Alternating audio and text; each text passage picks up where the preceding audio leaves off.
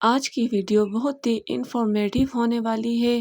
آج کی ویڈیو سے آپ کی ہونے والی ہے بہت سارے پیسوں کی بچت، جو کہ آپ کے روزمرہ زندگی میں بہت ہی کام آنے والی ہے۔ ٹپ نمبر 1، ہم کیا کرتے ہیں، انڈے والی ٹرے کیا کرتے ہیں، پھینک دیتے ہیں۔ اس کو پھینکا نہ کریں، بلکہ ہم اس کو زبردست استعمال میں لا سکتے ہیں۔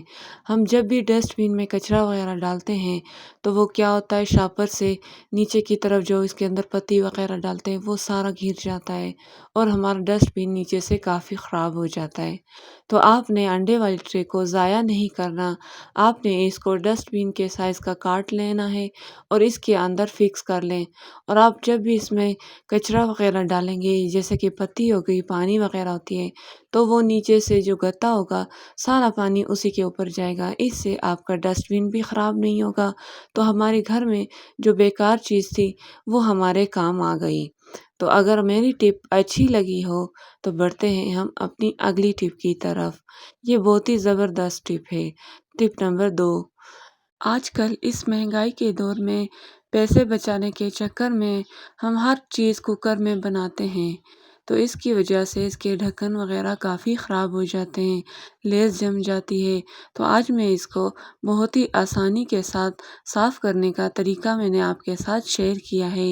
اس کی آپ حالت ابھی بھی دیکھ لیں اور رزلٹ کے بعد بھی دیکھ لینا۔ تو آپ نے ایک لے لینا ہے کھلا برتن۔ اس سے بڑا پرات میرے پاس نہیں تھا، تو آپ کے پاس اگر کا کھلا برتن ہو تو آپ وہی استعمال کریں۔ 1 چمچ میٹھا سوڈا، تھوڑا سا ڈش واش، اگر آپ کے پاس نہیں ہے تو سرف کا بھی استعمال کر سکتے ہیں۔ استعمال شدہ لیموں کے چھلکے صفائی کے لیے بہت ہی زبردست ہوتے ہیں۔ اگر ربڑ کی حالت بھی خراب ہو چکی ہے تو آپ نے اس کو بھی پانی میں بھگو کے تقریباً 10 سے 15 منٹ کے لیے رکھ دیں۔ اس سے یہ ہوگا، اس کے اندر جتنی بھی میل کچیل چکنائی وغیرہ ہوگی وہ ساری ابل کر باہر آ جائے گی۔ یہ بہت ہی آسان طریقہ ہے، آپ اس کی حالت دیکھ لیں، کافی خراب ہے۔ تو جب ہم اس کو دھوئیں گے تو یقین جانیں بہت ہی صاف ستھرا ہو جائے گا۔ ہم عورتوں کی ایسی عادت ہے کہ پیسے بچانے کے چکر میں اور گھر کو صاف ستھرا رکھنے میں سارا دن گزار دیتے ہیں۔ بس ہماری یہی زندگی ہے، صبح اٹھو، گھر صاف کرو، صاف ستھرا کرو، بچوں کو صاف ستھرا کرو۔ ہم عورتوں کا کیا بنے گا؟ تو بس آپ نے ایک جالی دار جالی لے لینی ہے، تو اس کے ساتھ اچھے سے پہلے ربڑ کو دھو لیں اور اس کے ڈھکن کو دھو لیں۔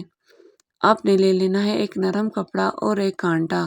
اس سے یہ ہوگا کہ اس کے سائڈوں پہ جتنی بھی میل کچیل ہے وہ بہت آسانی سے صاف ہو جائے گی۔ آپ دیکھ بھی سکتے ہیں کہ اس کے اندر کی جتنی بھی میل تھی وہ کتنے آسانی سے صاف ہو رہی ہے۔ تو بس آپ نے بھی بالکل اسی طریقے سے اس کو صاف کرنا ہے اور یہ بہت آسانی سے صاف ہو جائے گی۔ تو آپ اس کا رزلٹ خود ہی دیکھ لیں کہ یہ سائڈوں سے کتنا گندا تھا اور اب کتنا صاف ہو گیا۔ ایک اور ٹپ بھی آپ کے ساتھ شیئر کرنا چاہتی ہوں، جب بھی آپ کھانا وغیرہ اس میں بنائیں، کوکر کا ڈھکن اسی ٹائم نہ دھویا کریں، کیونکہ اس کی ربڑ اسی ٹائم گرم ہوتی ہے۔ اگر آپ دھوئیں گے تو آپ کی کوکر کی ربڑ جلدی خراب ہو جائے گی، اس طریقے سے خراب نہیں ہوگی۔ تو بڑھتے ہیں ہم اپنی اگلی ٹپ کی طرف۔ گرمیوں کا موسم ہے، ہر وقت ملک شیک وغیرہ بنانے کی وجہ سے ہماری جو جوسر کی مشین ہے وہ بہت زیادہ گندی ہو جاتی ہے۔ تو آپ نے لے لینی ہے ایک ماچس کی تیلی اور ہارپک۔ اگر آپ کے پاس ہارپک نہیں تو آپ ڈش واش بھی لے سکتے ہیں۔ ڈش واش اس لیے نہیں لیا کیونکہ وہ بہت زیادہ لیس دار ہوتا ہے۔ اس سے یہ ہوگا کہ یہ آسانی سے صاف ہوگا، اور آپ دیکھ سکتے ہیں اس کے سائڈوں پہ جتنی بھی میل کچیل تھی وہ کتنی آسانی سے باہر آ رہی ہے۔ تو آپ نے تھوڑا سا ہارپک اس کے اوپر بھی ڈال دینا ہے، یہ بہت اچھے سے صاف ہو جائے گا۔ کوئی نرم کپڑا استعمال کریں۔ اگر آپ کے پاس ویبس ہے تو آپ وہ بھی استعمال کر سکتی ہیں۔ اس کے لیے آپ کو نہ ہارپک کی ضرورت ہوگی اور نہ ہی کسی ڈش واش کی۔ یہ جوسر کی مشین ہے تو اس کو ہم پانی کے ساتھ تو نہیں صاف کر سکتے۔